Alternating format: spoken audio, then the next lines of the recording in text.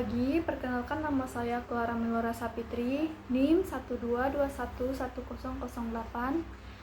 Pertama-tama yang saya hormati Bapak Dr. Anus Idam Answar, Magister Pendidikan, selaku dosen pengampu mata kuliah Hubungan Internasional. Baik, saya akan menjawab pertanyaan ujian tengah semester atau UTS.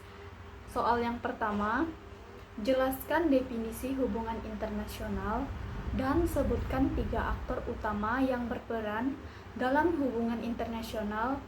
Bagaimana peran masing-masing aktor tersebut dalam dinamika politik global? Definisi hubungan internasional dan aktor utamanya. Definisi hubungan internasional. Hubungan internasional atau HI adalah bidang studi yang mempelajari interaksi dan hubungan agar aktor di dunia internasional, termasuk negara, organisasi internasional, organisasi non-pemerintahan, dan perusahaan multinasional. HI membahas berbagai aspek seperti politik, ekonomi, sosial, budaya, dan keamanan yang saling terkait dan mempengaruhi satu sama lain dalam skala global. Ada 3 aktor utama dalam hubungan internasional. Yang pertama itu negara. Aktor utama dalam HI adalah negara sebagai entitas politik berdaulat yang diakui secara internasional. Negara memiliki hak dan kewajiban untuk menjalin hubungan dengan negara lain, terlibat dalam organisasi internasional, dan membuat kebijakan yang mempengaruhi tantangan global. Yang kedua, organisasi internasional. Organisasi internasional adalah lembaga yang dibentuk oleh negara-negara untuk bekerja sama dalam mencapai tujuan bersama. Contohnya termasuk Perserikatan Bangsa-Bangsa atau PBB, Uni Eropa atau UE, dan ASEAN. Organisasi internasional memainkan peran penting dalam memfasilitasi dialog, negosiasi, dan koordinasi antar negara, serta dalam mengenai isu-isu global seperti perdamaian, keamanan, pembangunan, dan hak asasi manusia. Yang ketiga itu ada aktor non-negara. Aktor non-negara adalah entitas yang tidak dimiliki kedaulatan negara, tetapi memiliki pengaruh signifikan dalam hubungan internasional. Contohnya termasuk organisasi non-pemerintah, perusahaan multinasional, dan media massa. Aktor non-negara dapat mempengaruhi kebijakan dan praktik global melalui advokasi, lobby, dan pembayaran informasi. Adapun peran aktor utama dalam dinamika politik global, yaitu peran negara memainkan peran sentral dalam menentukan agenda politik global, terlibat dalam perundingan dan perjanjian internasional, serta menggunakan kekuatan militer dan ekonomi untuk mencapai tujuan mereka. Negara juga memiliki tanggung jawab untuk melindungi kepentingan nasional mereka dan mematuhi norma dan hukum internasional. Peran aktor utama dalam dinamika politik yang kedua itu organisasi internasional. Organisasi internasional menyediakan platform bagi negara-negara untuk bekerja sama dalam mengatasi isu-isu global dan merumuskan solusi bersama. Mereka juga dapat bertindak sebagai mediator dalam konflik internasional, memberikan bantuan kemanusiaan, dan mempromosikan pembangunan hak asasi manusia. Aktor yang ketiga itu aktor non-negara. Perannya, aktor non-negara dapat mempengaruhi agenda politik global dengan menyoroti isu-isu penting, mengadvokasi perubahan kebijakan, dan memobilisasi masyarakat sipil. Mereka juga dapat menyediakan layanan dan sumber daya yang dibutuhkan oleh negara-negara dan komunitas lokal.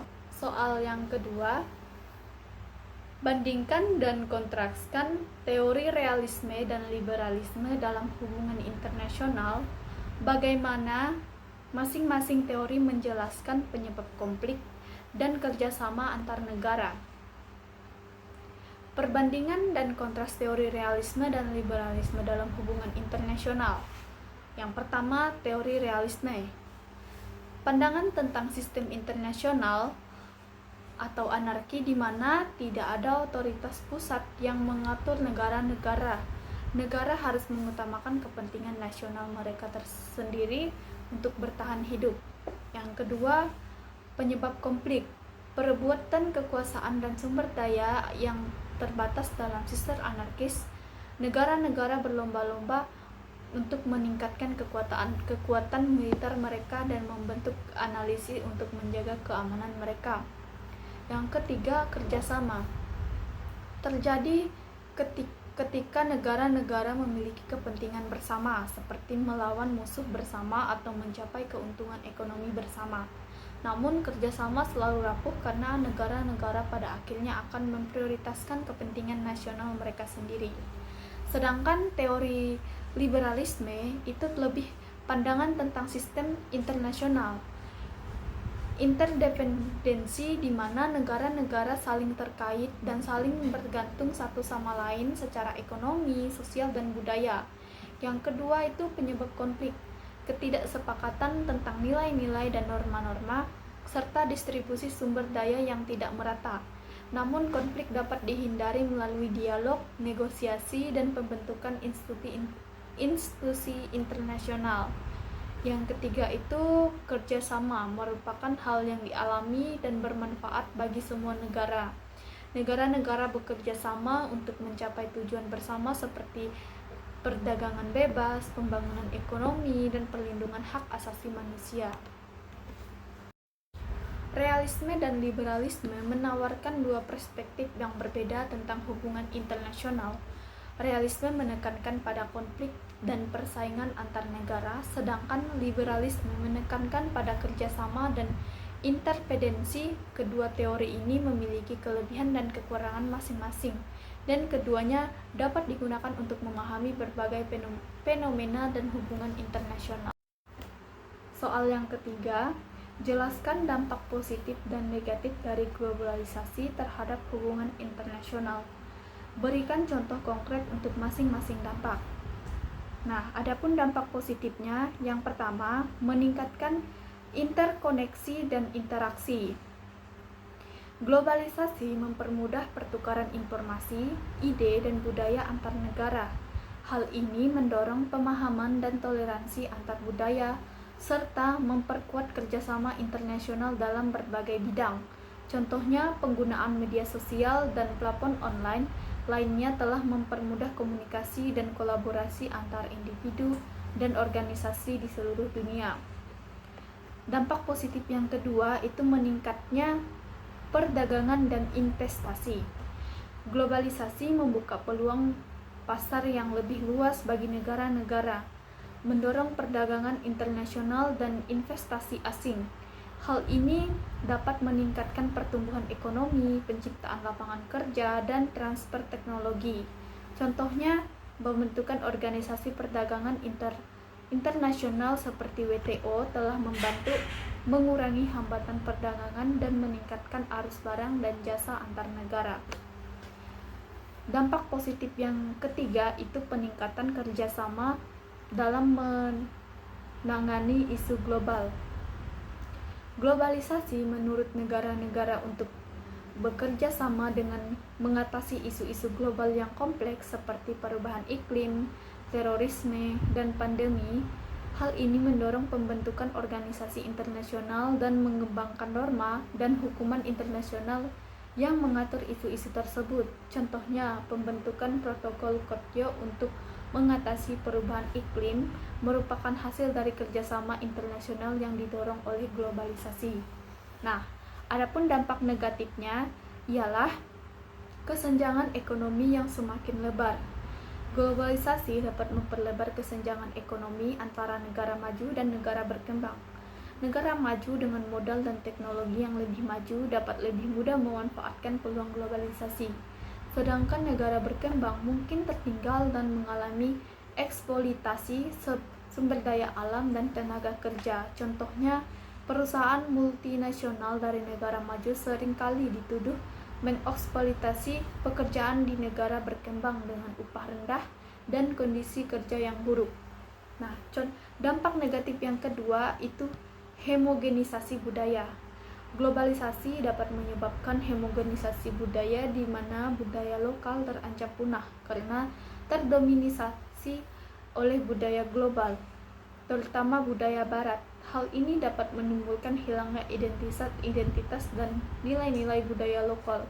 Contohnya dominasi budaya Amerika Serikat melalui film, musik, dan makanan di seluruh dunia dapat menerus budaya lokal dan tradisi masyarakat negara lain.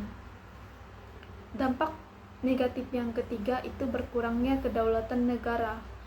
Globalisasi dapat membatasi kedaulatan negara dalam mengatur kebijakannya sendiri. Negara-negara harus tunduk pada norma dan hukum internasional yang dibuat oleh organisasi internasional dan juga tertunduk pada tekanan dari perusahaan multinasional dan aktor non-negara lainnya. Contohnya negara-negara yang ingin menarik investasi asing mungkin harus melonggarkan peraturan lingkungannya, meskipun hal ini dapat membahayakan kesehatan masyarakat di lingkungannya. Soal yang keempat, apa peran diplomasi dalam mencegah dan menyelesaikan konflik internasional? Berikan contoh kasus di mana diplomasi berhasil menghindari atau menyelesaikan konflik. Diplomasi adalah proses komunikasi dan negosiasi antar negara-negara untuk mencapai tujuan bersama dan menyelesaikan perselisihan secara damai. Beberapa peran diplomasi dalam mencegah dan menyelesaikan konflik internasional. Contohnya itu membangun dialog dan kepercayaan. Diplomasi dapat membantu membangun dialog dan kepercayaan antar negara sehingga mengurangi kemungkinan kesalahpahaman dan ketegangan yang dapat memicu konflik. Yang kedua, membuat kesepakatan dan perjanjian. Diplomasi dapat digunakan untuk membuat kesepakatan dan perjanjian yang mengatur hubungan antara negara dan mencegah munculnya konflik di masa depan. Contohnya pembentukan piagam PBB setelah Perang Dunia Kedua bertujuan untuk mencegah terjadinya perang dunia lainnya. Yang ketiga, penyelesaian sengketa secara damai. Diplomasi dapat digunakan untuk menyelesaikan sengketa antara negara secara damai melalui negosiasi, mediasi, atau arbitrase. Contohnya penyelesaian sengketa wilayah antar Indonesia dan Malaysia melalui mahkamah internasional. Nah, adapun menyelesaikan konfliknya, yang pertama itu menghentikan kekerasan, yang kedua membuka jalan untuk negosiasi, yang ketiga membangun perdamaian berkelanjutan. Nah, adapun contoh kasusnya, contoh kasus yang pertama itu krisis misil Kuba pada tahun 1962. Diplomasi berhasil menghindari perang nuklir antara Amerika Serikat dan Uni Soviet selama krisis misil Kuba. Melalui komunikasi dan negosiasi yang intensif, kedua negara mencapai kesepakatan untuk menarik misil nuklir mereka dari Kuba dan menyelesaikan krisis secara damai. Contoh kasus yang kedua itu perjanjian damai Also pada tahun 1993. Diplomasi memainkan peran penting dalam mencapai perjanjian damai Also antara Israel dan Palestina. Perjanjian ini merupakan langkah penting dalam proses perdamaian Timur Tengah, meskipun masih banyak tantangan yang harus dihadapi. Contoh kasus yang ketiga itu kesepakatan nuklir Iran pada tahun 2015. Diplomasi multilateral berhasil mencapai kesepakatan dengan Iran untuk membatasi program nuklirnya dan mencegah pengembangan senjata nuklir. Kesepakatan ini merupakan contoh bagaimana diplomasi dapat digunakan untuk mengatasi masalah keamanan global yang kompleks. Soal yang kelima, analisis peran organisasi internasional dalam menangani perubahan iklim global. Sebutkan 3 organisasi yang terlibat dan bagaimana kontribusi mereka dalam mengatasi masalah ini. Perubahan iklim global merupakan salah satu isu paling mendesak yang dihadapi dunia saat ini. Mengatasi masalah ini membutuhkan upaya kolektif dan terkoordinasi dari seluruh negara di dunia. Organisasi internasional memainkan peran penting dalam memfasilitasi kerjasama internasional, merumuskan kebijakan, dan menyediakan sumber daya untuk memerangi perubahan iklim. Ada 3 organisasi internasional dan kontribusi mereka. Yang pertama itu Konvensi Kerangka Kerja Perserikatan Bangsa-Bangsa tentang Perubahan Iklim atau UNFCCC. Merupakan forum utama untuk negosiasi internasional tentang perubahan iklim, UNFCCC telah menghasilkan beberapa perjanjian penting termasuk Protokol Kyoto dan Perjanjian Paris yang menetapkan target emisi gas rumah kaca bagi negara-negara anggotanya. Dia juga memfasilitasi transfer teknologi dan pendanaan untuk membantu negara-negara berkembang dalam memerangi perubahan iklim.